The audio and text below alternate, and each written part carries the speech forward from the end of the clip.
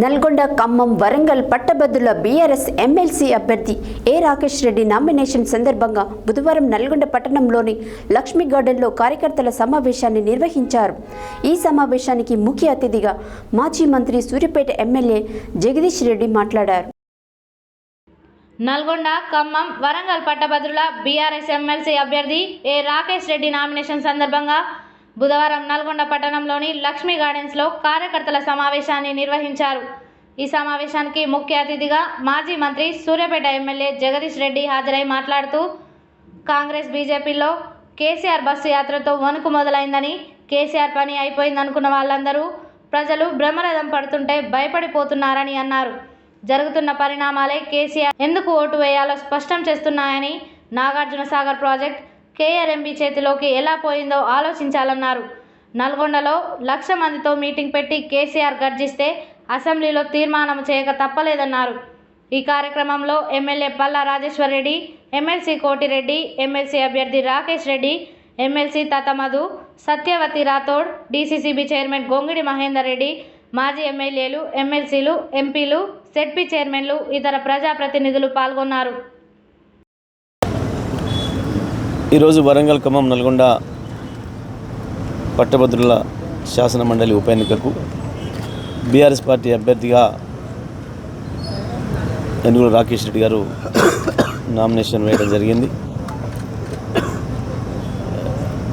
ఈ నియోజకవర్గం ఏర్పడినప్పటి నుంచి కూడా ఇది టీఆర్ఎస్ పార్టీనే వరుసగా 4 పర్యాయాలు గెలిచిన నియోజకవర్గం. ఈ మూడు జిల్లాల్లో ఉమ్మడి వరంగల్, ఉమ్మడి ఖమ్మం, నల్గొండ 3 జిల్లాల్లో కూడా పట్టభద్రులు ఎంతో చైతన్యాన్ని ప్రదర్శించి ప్రతి సందర్భంలో కూడా తెలంగాణ గొంతుగా వినపడాలని చెప్పి టీఆర్ఎస్ పార్టీకి అవకాశం ఇచ్చారు. తప్పకుండా ఇప్పుడున్న ప్రత్యేకమైన సందర్భంలో ఎట్టి పరిస్థితుల్లో కూడా బీఆర్ఎస్ పార్టీ అభ్యర్థిని గెలిపించుకోవాల్సిన అవసరం ఈ 3 జిల్లాల పట్టభద్రులకు ఉంది. గతంలో కూడా మా పార్టీ నుంచి గెలిచిన శాసనమండలి సభ్యులు మరి బలంగా తెలంగాణ వాణిని వినిపించి పట్టభద్రుల సమస్యల్ని కూడా వినిపించి మండలిలో మరి వారు అభ్యర్థులు ఓటర్లు ఏదైతే వారికి బాధ్యత ఇచ్చారో దాన్ని నెరవేర్చిన వారే. మరి ఇప్పుడు కూడా రాకేష్ రెడ్డి కూడా తను అతి కొద్ది కాలంలోనే తను ఏంటి అనేది నిరూపించుకున్న నాయకుడు. తప్పకుండా ప్రజలకు, పట్టభద్రులకు, ప్రత్యేకించి నిరుద్యోగ యువతకు ఒక గొంతుగా తన శాసనమండలిలో ఉండే అవకాశం వచ్చింది. ఏ కాంగ్రెస్ పార్టీ అయితే వాళ్ళకి బాకీ పడి ఉందో, రుణపడి ఉందో, తప్పకుండా దాన్ని సాధించడానికి మరి ఆ నిరుద్యోగులైన పట్టభద్రుల తరఫున కూడా రాకేష్ రెడ్డి కొట్లాడడానికి మంచి అభ్యర్థి అవుతాడు, మంచి గొంతుగా అవుతాడు. మరి అవతల వైపు ఎవరు కూడా సరైన అభ్యర్థులు లేరు, మీ గొంతును వినిపించే వాళ్ళు లేరు. కాబట్టి తప్పకుండా పట్టభద్రులందరూ కూడా ఆలోచన చేసి కేసీఆర్ గారు, కేటీఆర్ గారి ఆశీర్వాదంతో మేము ముందుకు వచ్చిన బీఆర్ఎస్ అభ్యర్థి ఏనుగుల రాకేష్ రెడ్డి గారిని గెలిపించాల్సిందిగా అందరూ కూడా విజ్ఞప్తి చేస్తాం. ముందు ధన్యవాదాలు చెప్పు సార్.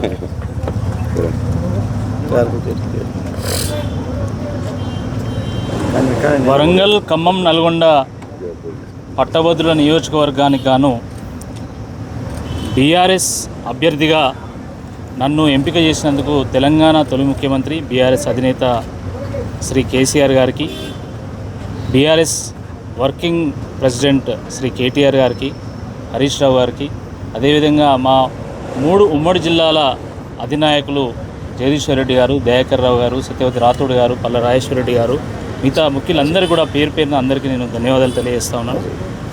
పువ్వాడ అజయ్ గారు, అందరికీ తాత మధు గారు, ఉమ్మడి జిల్లాలో ఉన్నటువంటి శాసనసభ్యులు, మాజీ శాసనసభ్యులు, ప్రజాప్రతినిధులు అందరికీ కూడా నేను పేరు పేరున ధన్యవాదాలు తెలియజేస్తా ఉన్నాను. ఈరోజు పెద్దల సమక్షంలో నేను నామినేషన్ వేయడం జరిగింది. మిగతా విషయాలు పెద్దలు.